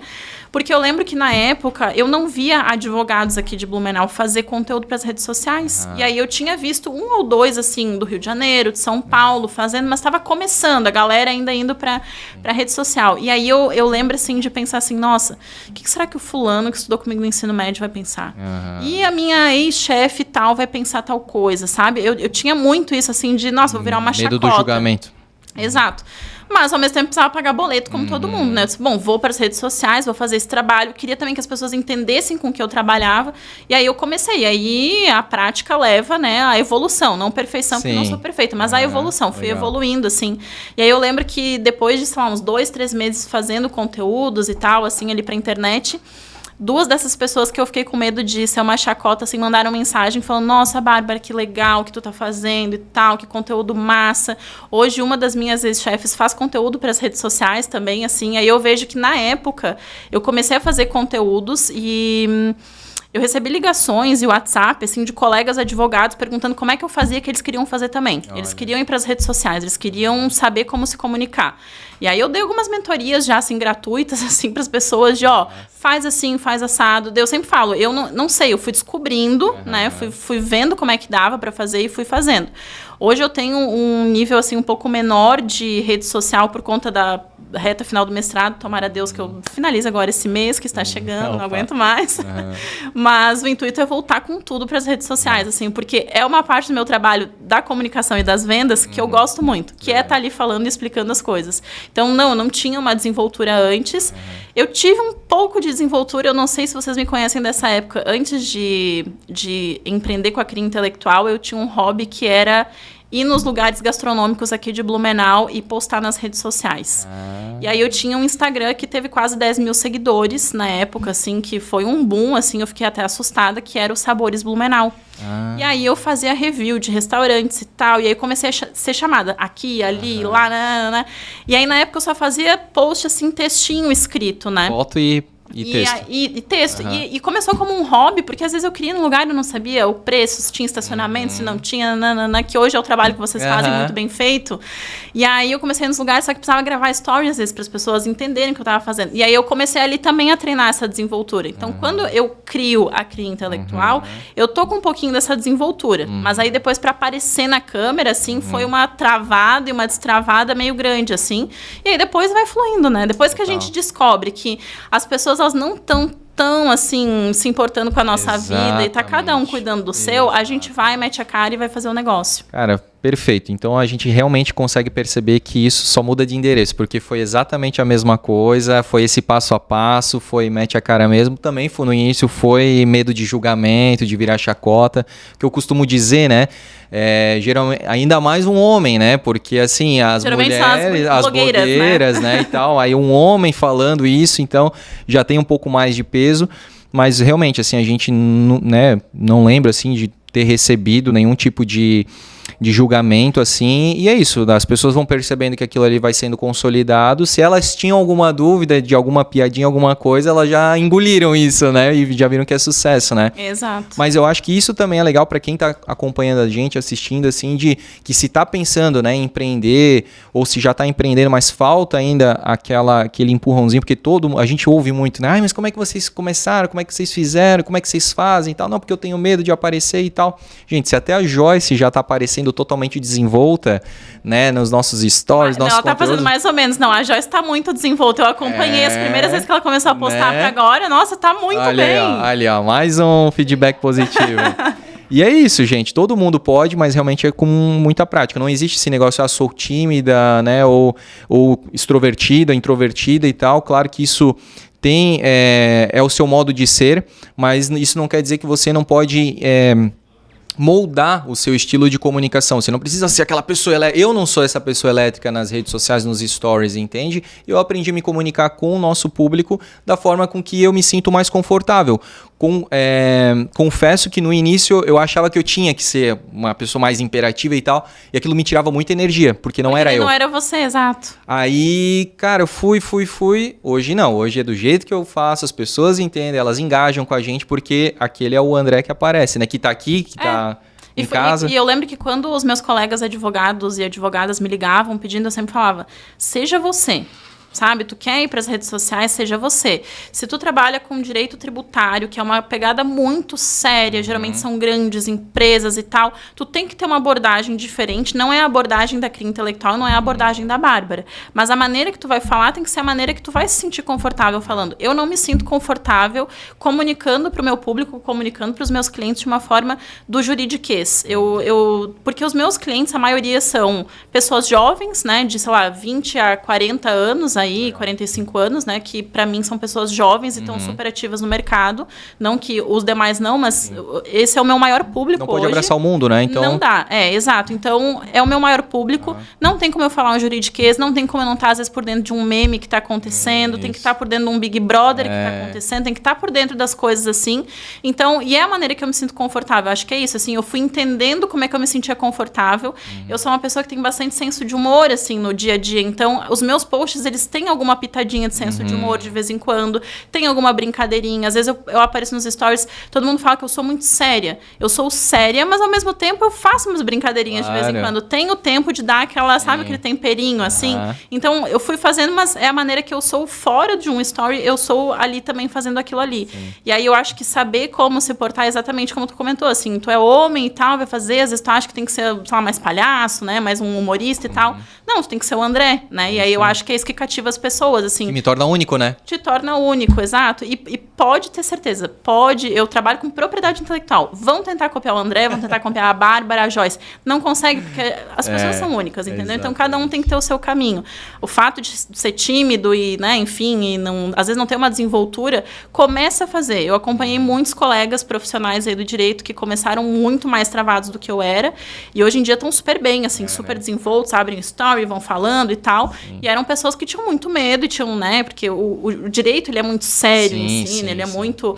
Então, mas é isso, assim, para quem tá pensando em fazer, tem que fazer, assim, da sua forma, da sua maneira. Julgamentos, se acontecerem também, ó... Né? Não pagam os nossos boletos, né, Bárbara? Não. Pra gente finalizar aí, dar um recado, então, né, mais uma vez aí focado nessa questão da importância, né, e dos riscos de fazer um registro de marca, da propriedade intelectual para quem está acompanhando a gente. Eu tenho, na verdade, 2 comunicados, assim, para fazer. Vai ao ar hoje aqui o Vai na quarta. Na quarta. Isso. Então tá. Então hoje eu tô aqui, eu vou postar depois ali no Instagram da Cria Intelectual. Com relação ao que está acontecendo no Rio Grande do Sul, assim, a CRI Intelectual estava muito preocupada o que a gente poderia fazer para talvez incentivar um pouquinho mais as doações, né? E aí a gente pensou muito no que nós faríamos e aí nada se cria, tudo se copia, nos inspiramos num tatuador que a gente viu que está fazendo essa campanha, a gente vai fazer também. Então, primeiro de tudo, a gente falou o programa inteiro da importância de registrarmos as nossas marcas, o empreendedor precisa fazer isso, não é uma brincadeira, não é nada assim, a gente passou o episódio inteiro falando, às vezes brincando, rindo das situações, mas eu acho que ninguém quer, né, perder a sua marca, então, para a gente incentivar o registro e as doações, a CRI Intelectual está oferecendo descontos para quem comprovar que fez doação lá para o Rio Grande do Sul. Descontos de até R$500, é muita coisa isso, tá? É um valor bem alto para um registro de marca. Tipo assim, tu não precisa ter doado R$500, é escalonado, né? Escalonado, então assim, doou 100, ganhou R$100 de desconto. Ah, legal, doou proporcional. 200, é proporcional até o limite de 500. Né? Então assim, já ajudou alguém, já ganhou um desconto ali no registro da marca. Então, a gente tem um limite de até R$500 dessas doações. Então, doei R$2.000, é o limite de 500, tá? Desse valor, ainda para seguidores do Blumencast, a gente tem aquele descontinho que a gente já lançou. Não lembro qual que era o percentual. Lembra, Joyce? 10%. 10? Eu acho que era, não tenho certeza. Tá. Qualquer coisa, confiram na descrição desse vídeo, tá? Mas, a princípio, 10% se for corrigido, né? A gente não consegue corrigir com uma gravação, mas a gente vai colocar na descrição desse vídeo. Exato. Além, então, daquele valor ali, ainda os 10%? Isso, é aquele valor para incentivarmos as doações. Eu falei que eu vim para Blumenau em 2008. Blumenau e região, enfim, é um povo muito solidário. Quando aconteceu as enchentes em Blumenau, assim, em 2008, depois aconteceram outras, eu vi muitas pessoas se unirem. Eu me uni com outras pessoas, enfim, eu lembro que tinha um abrigo ali perto de onde eu morava, não estava chegando donativos. Fui eu com uma mochilinha, eu tinha 14 anos de idade. Eu e meu primo, assim, a gente saiu batendo de porta em porta, pedir arroz, pedir bolacha, pedir qualquer coisa de doação, levamos lá. E eu acho que o que está acontecendo lá, assim, algumas pessoas, infelizmente, não viram a proporção, é muito sério, muito horrível. Eu tenho amigos, familiares de amigos, conhecidos, enfim, que estão desaparecidos ou que estão nessa situação ali. E aí, para a gente incentivar, porque Blumenau é esse povo solidário que aqui, né, a Vila Germânica, que está recebendo as doações, eu achei incrível, inclusive. A gente vai oferecer esse desconto para que as pessoas continuem doando, né? Esse desconto a gente vai abrir hoje, durante um mês a gente vai conceder. Então, esse desconto mais o percentual aí. Agora, quem não registrou marca, pelo amor de Deus, né? Não registra mais. 15%, olha só. Coisa, é dinheiro ou não é? É muito desconto, porque daí Tem assim, certeza, Bárbara? Tenho certeza. A Bárbara já tá suando, assim. Vamos trabalhar. Isso, então tá bom. Mas assim, a gente trabalha priorizando as doações e o público do Blumencast. Maravilha. Então, assim, primeiro o desconto das doações. Doou até R$500, até R$500. Deste valor que sobrar, 15% ainda de desconto para quem é seguidor aí do Blumencast. Meu, que maravilha. Então, cara, show. Você só não registra a sua marca se não quiser. E olha lá, ó, depois você vai ter uma dor de cabeça enorme e tal. Vocês sabem, vocês confiam nas dicas do Blumencast, tá? Então vão nessa aí também, que é quente, tá? Inclusive, né, nós fizemos, estamos garantidos, tranquilos, porque doutora Bárbara, CRI Intelectual, fez o registro da marca do Blumencast, tá? Então, estamos tranquilos aí e queremos, né, finalizar, então, entregando aqui, primeiramente, então, uma meia, da Cia da Meia aqui, ó, já que vai chegar o inverno, ó, a gente já fez aqui, não tá registrada essa estampa, tá? Eu acredito, mas assim... Eu amei!